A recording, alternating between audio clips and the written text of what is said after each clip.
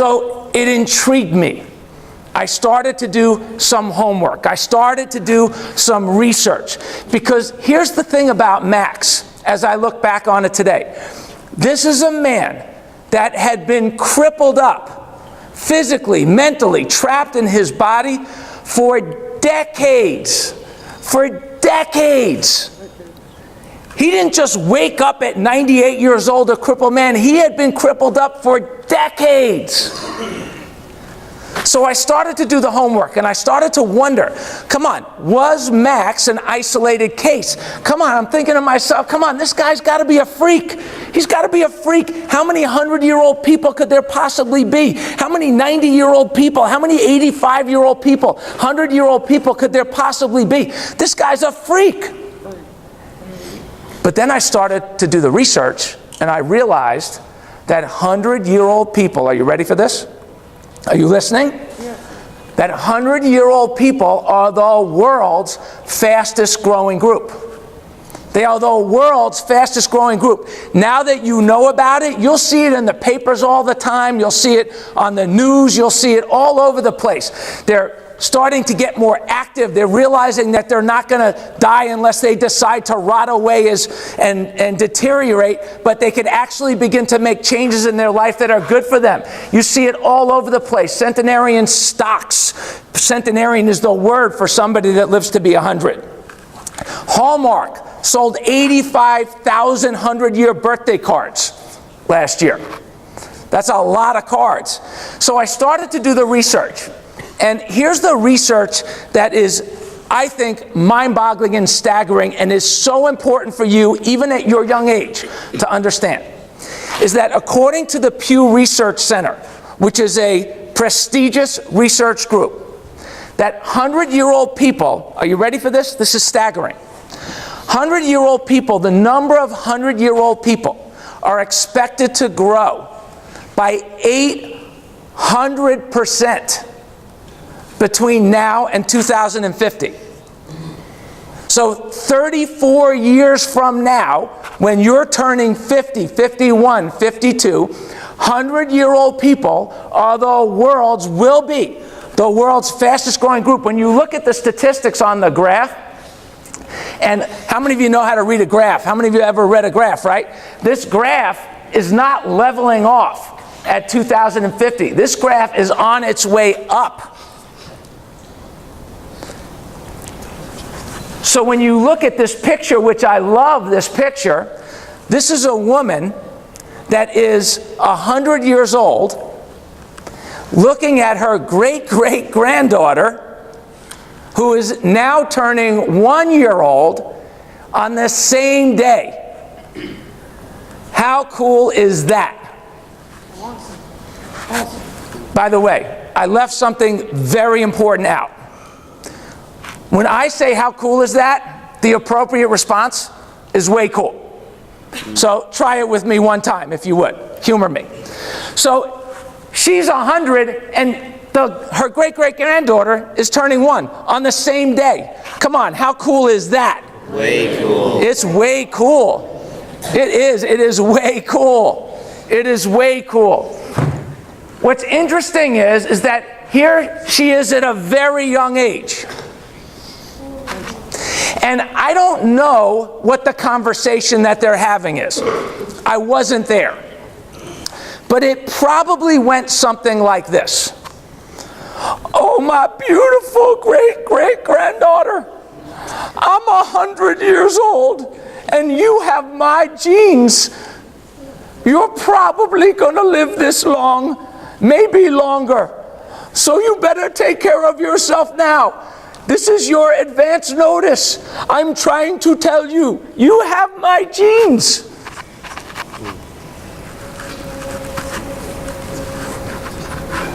And then when you start to explore further, and you look at the research, and you look at the demographics, and you look at our longevity potential, our innate potential, the potential that is in every single one of us for living long, healthy, active lives, that you realize that National Geographic saying we could live to be 120, 40% of the girls born will live to be 100. Here's one. Most babies born today will live to be 100. And so I have a poem for you that puts it in perspective. How many of you like poetry? Well, too bad if you don't. You'll have to just humor me. It goes like this. It says, from day number 1, the blueprint is clear. Healthy and strong through your 100th year. The first generation that's acutely aware that your choices mean more than the genes that you share. Take care of your body, your mind, and your spine. Make healthy choices that keep you in line. You've got to have nerve to adjust to it all. Your 100 is coming. You make the call. You make the call from this day forward with the choices that you make. We know that as individuals that we have this innate potential, this genetic potential, this innate intelligence within us, that from the moment of conception that we were 2 cells that came together as 1 cell, that we have the blueprint to live to 80, 90, 100 years and beyond. And the quality of those years will not be based on the genes. The quality of those years will be based on our personal responsibility, our choices, how much we crave knowledge, seek knowledge, implement things, and live a lifestyle that is good for us. Make choices in our career path that are aligned with our passion and our talents, so that we can stay focused through the ups and downs of the world and of life. And so when you look at it and you realize, some of you may say, well, Dr. Plasker, no. That may have been a long time ago for those 100 years. I don't know if in our world that we could actually live that long. Come on, this is such a stressful world. Yeah, but listen, here's what we have to understand so we get out of our narcissistic mindset about that the world is victimizing us. Let me tell you something. These 100-year-old people, they have lived through 22 recessions, the Great Depression, the Great Recession, 25 presidential elections, and 27 wars. 27 wars. So if you climb to the moon and look down on the earth and you look at the trends, here's the thing that's important for us to understand. That whether you like it or not, listen carefully, this is important. Whether you like it or not, want to or not, you will probably live longer than you ever thought. So why not, listen carefully, some of you get excited about that. Some of you, and I could see it in your eyes, like, wow, that's cool. Some of you, the thought of that is freaking you out. But here's the thing. What makes it exciting for all of us is if we understand the reality of this and we start to make choices that are not going to screw up our life, but choices that are good for us as we move forward, then you build on your choices every step of the way, from your grades, how you perform, how you study, what you do when you wake up in the morning, what you do after school, what you do when you take on extracurricular activities, how you take care of yourself as an individual.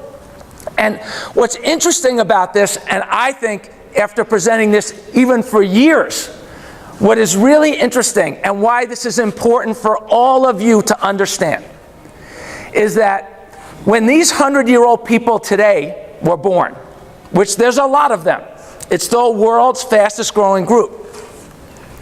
When they were born, guess what their life expectancy was, because it wasn't 100.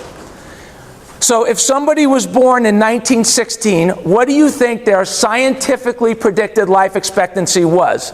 Just curious. I'm sorry? Around 70. 70? Okay, it's lower. It was lower. 65. 65, it was lower. In 50. In 1916, when these 100-year-old people were born, their scientifically predicted life expectancy was only 50 years. So now here's the mind-boggling statistic and why it's relevant to you. This is a generation, listen carefully, this is a generation that has outlived their scientifically predicted life expectancy by 5 decades, by 50 years, by longer than most of us in this room have been alive. And so we wonder, we look at this older generation, we look at our grandparents and our great-grandparents, that generation, and many of us are, and we see these assisted living centers on Johnson Ferry Road popping up all over the place. There's 5 of them. There's a new one. I couldn't believe it, just opening up. This is a generation. You must hear this. This is so important, because if you don't understand how this affects you moving forward, you will, in so many ways, hold yourself back if you don't hear what I'm about to say. We look at this older generation, and for many of us, we think, man, I don't want to be like that.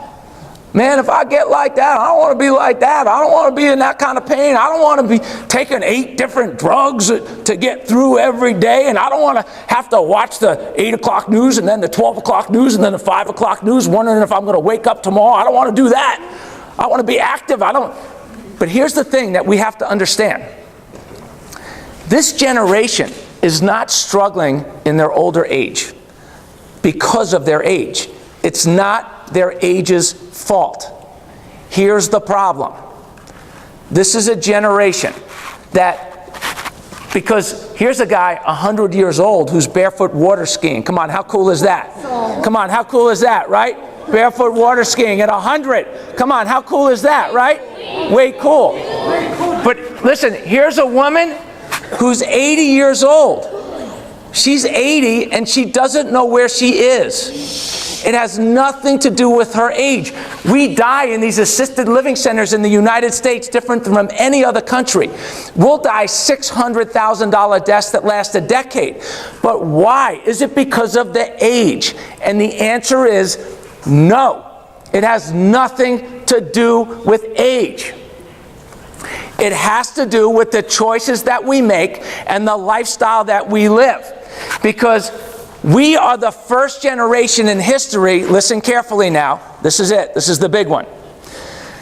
We, are you listening? We, you and I, we're the same. We, you and I, are the first generation in history that is getting the advance notice that whether we like it or not, want to or not, we will probably live longer than we ever thought. Whether we like it or not, want to or not. It's the United States. You're entitled to your opinion. We can have one, but it won't change the fact that the likelihood of you living longer than ever is greater than ever. And you may say, you know what? So how come nobody ever told me this before? How come my doctor didn't tell me this? Here's why. You ready? Because we're the first generation in history. Well, how come we didn't discuss this in school? Well, because we're the first generation in history, and which is why I'm so grateful for Coach Sharon for getting wind of this, implementing it in her own life, and realizing that this information is so vital for all of us. Because we're the first generation in history. Well, why isn't it in my textbooks? Because the textbooks were written 3, 5, 7, 8, 10, 12 years ago, and, have I said this yet? We're the first generation in history.